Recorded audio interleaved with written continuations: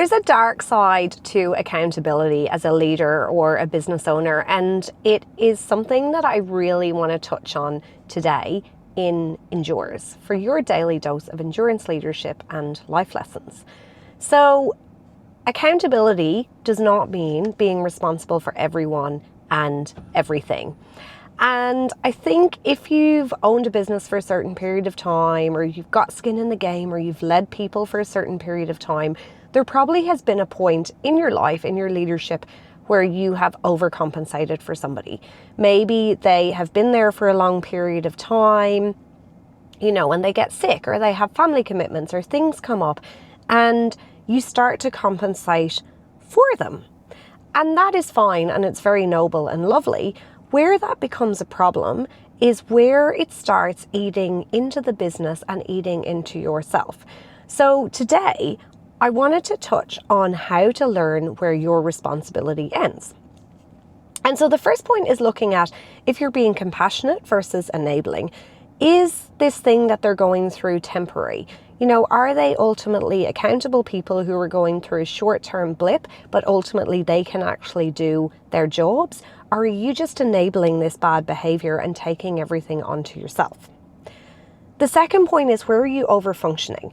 So as a leader, you need to provide standards, frameworks, SOPs, guidelines, a clear vision, all the rest of it, and you need to involve your team in that vision. But if you're providing constant reminders and constantly just enabling somebody to forget or do half a job, or, doing 60% of your job is fine because you've been here for a long time, all those kind of things become unfair to other people in the business and become unfair to you. Now, the third point is, where do you transfer responsibility?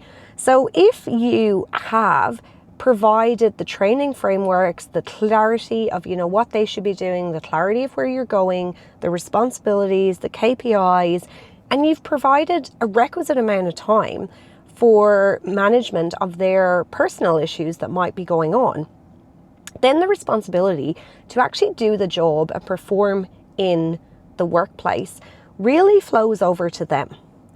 And then the fourth core piece that I want to invite you to consider is everything in life has a cost.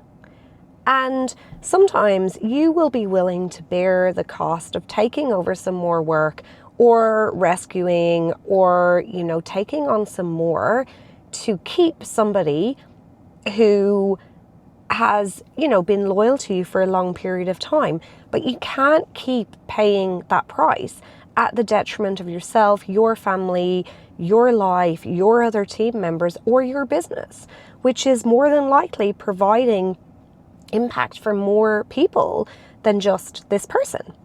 And so if we look at this from an accountability framework point of view, the individual accountability is actually working out what is yours to hold versus what is somebody else's. The behavioral accountability piece is to go, when am I rescuing versus where do I need to actually reinforce? Because you don't want to keep rescuing all the time. The relational accountability piece is, where have the boundaries become blurred in this relationship, and how do we need to tighten those up? And the identity accountability is not just being accountable to your future self and where you're going and the legacy you want to leave, but owning who you are if you're not carrying everything and everyone. So Netflix famously came out a few years ago, and in their culture deck, they specifically say, we are a team, we're not a family. But interestingly, Simon Sinek says that as well. He disagrees with this idea of a company being a family. And so does Brené Brown. So for all of the vulnerability, all of the emotional intelligence, Brené Brown enforces the idea of very strong and clear boundaries.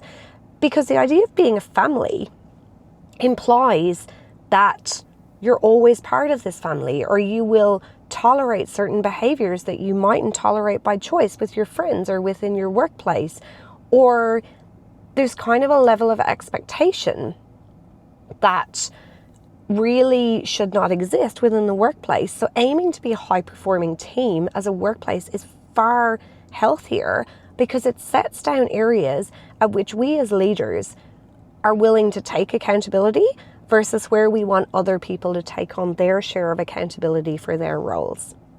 Thanks for joining me, and I'll see you tomorrow for more from Endures.